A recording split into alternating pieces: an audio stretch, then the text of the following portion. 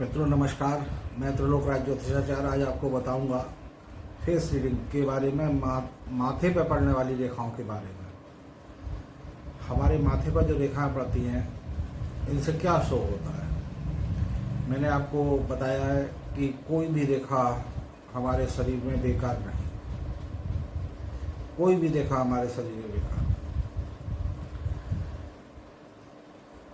ये इस तरह की ये लंबी रेखाएं जो हमारे माथे पर पड़ती हैं, इस तरह करने पर ये रेखा हमारे जीवन के उतार चढ़ाव को शो करती है, हमारे ज्ञान को शो करती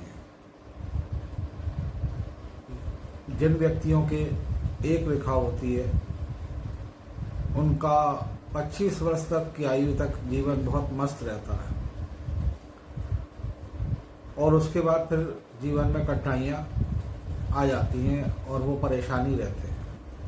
जिनकी दो रेखाएं बिल्कुल स्पष्ट बनती हों उनकी 50 वर्ष की आयु तक बहुत अच्छा जीवन गुजरता है और जिनकी तीन रेखा बिल्कुल स्पष्ट बनती हों उनका 75 वर्ष की आयु तक बहुत अच्छा जीवन गुजरता है। जिनके 5-5 रेखा भी होती हैं मस्तिष्क पर, जिनके 4 अथवा 5 रेखाएं हों और स्पष्ट दिख रही हों, बहुत बड़ा विद्वान, पंडित, ज्ञानी, राइटर, बहुत बड़ा विद्वान होगा और उसका जीवन बड़ा सुखी रहेगा। मानसिक रूप से, आत्मिक रूप से वो बहुत सुखी रहेगा और ज्ञान अर्जन बहुत करेगा। वो कुछ किताबें लिखेगा, कुछ धर्म संबंधी ज्ञान लोगों को देगा। प्रवचन करने वाले जो बहुत से प्रवचनकर्ता होते हैं उनके माथे पर 4 या 5 रेखाएं पड़ती हैं, स्पष्ट रेखा पड़ती है।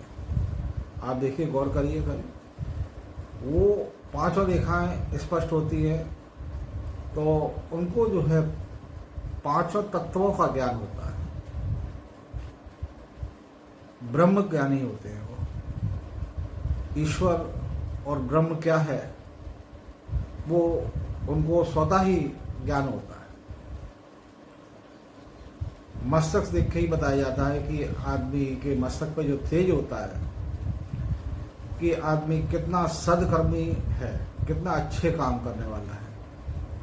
और मस्तक बुझा हुआ होता है जिनका, उससे मालूम पड़ता है कि आदमी बढ़िया नहीं है,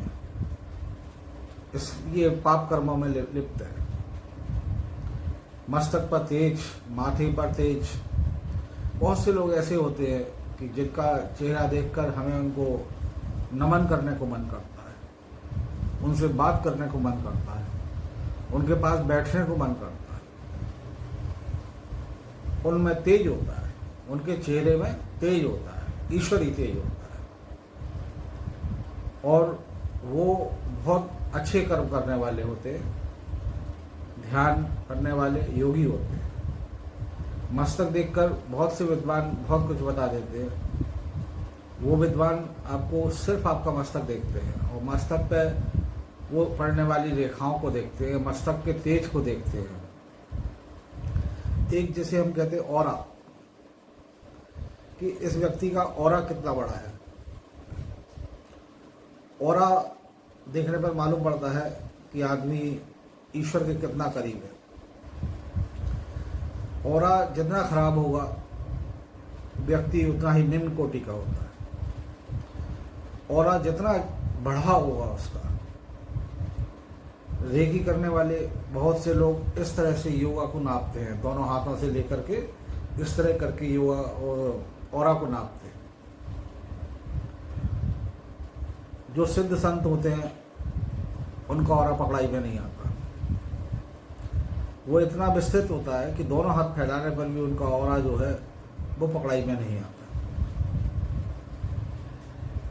जो मध्यम दर्जे के लोग होते हैं उनका ऑरा भी काफी अच्छा होता है। ऑरा क्या होता है? ऑरा हमारे चेहरे से निकलने वाले तेज को कहते हैं ऑरा। बहुत से लोगों का चेहरा एकदम चमकता हुआ होता है, उनका ऑरा अच्छा होता है। ईश्वर का अंश उनमें ज़्यादा होता है, उन लोगों के अंदर ईश्वर का अंश ज़्यादा होता है। तो ऑरा देखकर भी भविष्य बता देते हैं।